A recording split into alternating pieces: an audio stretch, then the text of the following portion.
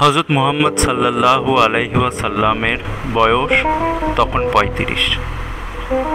সে সময়কার একটি ঘটনা। কাবা ঘরে ছাদ নেই, চারপাশের প্রাচীরও প্রায় নষ্ট হয়ে গেছে। ঘরটি মেরামত করা প্রয়োজন। তাছাড়া কাবা ঘরের চারপাশটাও ঠিক না করলেই নয়। একটু বৃষ্টি হলেই পানি জমে যায়, চারদিককার নোংরা আর আবর্জনা এসে জমা হয়। এক বিশ্রী অবস্থা তৈরি হয় তখন। মক্কার সকল গোত্রের লোকেরা পরামর্শ সভায় বসল। কাবাঘর মেরামতের জন্য সমস্ত আয়োজন করল। নিজেদের মধ্যে কাজ ভাগাভাগিও করে নিল। অল্প সময়ের মধ্যে কাবাঘর মেরামতের কাজ তারা শেষ করে ফেলল। কিন্তু গোলমাল বাঁধল হাজরে আসওয়াদ নিয়ে। হাজরে আসওয়াদ মানে কালো পাথর। কাবা ঘরেই এর স্থান, আগেও ছিল, এখনো আছে। পাথরটিকে সবাই খুব সম্মান করে। পাথরটিকে কাবা ঘরের একটি নির্দিষ্ট স্থানে বসাতে হবে। কিন্তু এমন সম্মানিত পাথর কে বহন করবে? কোন গোত্রের লোকেরা পাথরটি নির্দিষ্ট স্থানে বসাবে? যারা এই সুযোগ পাবে তাদের সম্মান যে বহুগুণে বেড়ে যাবে। ফল যা হবার তাই হলো। প্রতিটি গোত্রই এ পাথর বহন করে নির্দিষ্ট স্থানে বসানোর দাবি জানালো। গোত্রগুলোর মধ্যে এ নিয়ে বাঁধল তুমুল হট্টগোল। প্রতিটি গোত্রই নিজ নিজ গোত্রের পক্ষে কথা বলল। শুরু হলো একের বিরুদ্ধে অন্যের ঝগড়া।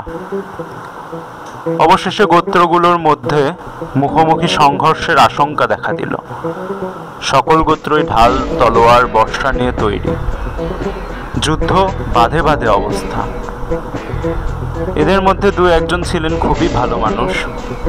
তারা ভাবলেন যুগ যুগ ধরে সকল দেশের মানুষ কাবা ঘরকে সম্মান করে আসছে। হাজরে আসওয়াদকে সবাই পবিত্র বলে জানে, আর সেই হাজরে আসওয়াদ নিয়ে মারামারি কাটাকাটি হবে, এ কেমন কথা? তারা গোত্রগুলোর মধ্যে একটি আপোষ রফার অনেক চেষ্টা করলেন, কিন্তু কিছুতেই কিছু হলো না। কোনো গোত্রই তাদের দাবি ছাড়ে না। সব গোত্রের লোকেরাই উত্তেজিত। ঢাল তলোয়ার নিয়ে সবাই প্রস্তুত। এই বুঝি লড়াই শুরু হলো। বৃদ্ধ আবু উমাইয়া আর স্থির থাকতে পারলেন না। তিনি চিৎকার করে বললেন, হে মক্কাবাসীরা, ক্ষান্ত হও, আমার কথা শোনো। এই পবিত্র ঘর নিয়ে কেন আমরা রক্তপাত করব? এটা কি ঠিক? তোমরা ধৈর্য ধরো, একটু অপেক্ষা করো। সকলে শুনল তার কথা, বুঝল সত্যিই এ পবিত্র ঘর নিয়ে ঝগড়া ফাসাদ করা ঠিক না। কিন্তু সমস্যার সমাধান কোথায়? হাজরে আসওয়াদ কে বহন করবে? বৃদ্ধ প্রস্তাব করলেন, যে ব্যক্তি কাল ফজরে কাবা ঘরে আসবে সেই এর ফায়সালা দেবে। সে যে ফায়সালা দেবে আমরা সকলেই তাই মেনে নেব। সকলে বৃদ্ধের প্রস্তাবে রাজি হলো। পরদিন ফজর। কাবায় আগমনকারী প্রথম ব্যক্তির জন্য সবাই অধীর আগ্রহে অপেক্ষা করছে। প্রত্যেকের মনেই তখন চিন্তা, যে আসবে সে কে? কেমন লোক হবে সে? কোন পক্ষে সে রায় দেবে? তার ফায়সালা যদি সকলে পছন্দ না হয় তাহলে? এমনই সময়ে সকলে একসঙ্গেই চিৎকার করে উঠল, ওই যে আল আমিন আসছেন, আবদুল্লাহর পুত্র মুহাম্মদ আসছেন, আমরা নিশ্চয়ই তার ফয়সালা মেনে নেব। মুহাম্মদ সাল্লাল্লাহু আলাইহি ওয়াসাল্লাম কাবা ঘরের চত্বরে এসে হাজির হলেন। সকলেই তাকে ঘিরে দাঁড়ালো। গোত্রের সর্দাররা তাকে সমস্ত ব্যাপার বুঝিয়ে বলল ঝগড়ার মীমাংসা করে দিতে হবে। মুহাম্মদ সাল্লাল্লাহু আলাইহি ওয়াসাল্লাম দেখলেন ব্যাপারটা খুব জটিল। অল্পতেই যুদ্ধ শুরু হতে পারে, আর একবার শুরু হলে আর রক্ষে নেই। যুগ যুগ ধরে চলবে এই রক্তপাত। তাছাড়া হাজরে আসওয়াদ নিয়ে যুদ্ধ বাঁধবে এটা তো ঠিক নয়।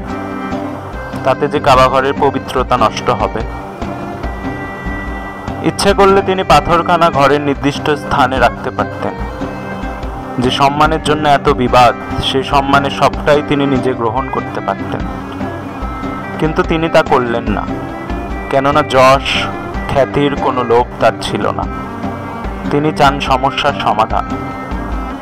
তিনি বিবাদ মীমাংসার পথ ঠিক করে ফেললেন। প্রতি গোত্র থেকে একজন করে প্রতিনিধি ডাকলেন।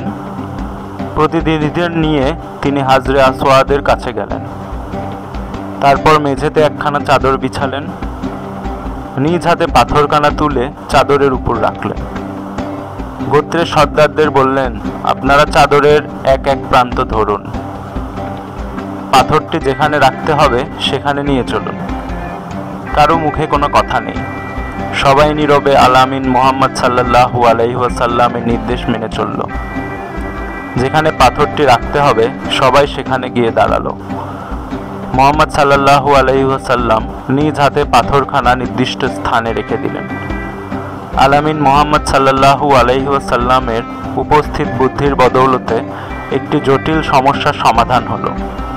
পবিত্র পাথর নিয়ে বিভিন্ন গোত্রের কলহ দূর হলো। কারো মনে আর কোনো ক্ষোভ রইল না। সবাই সন্তুষ্ট হলো তার মীমাংসায়। আল-আমিন মুহাম্মদ সাল্লাল্লাহু আলাইহি ওয়াসাল্লামের বুদ্ধির পরিচয় পেয়ে সবাই মুগ্ধ হলো।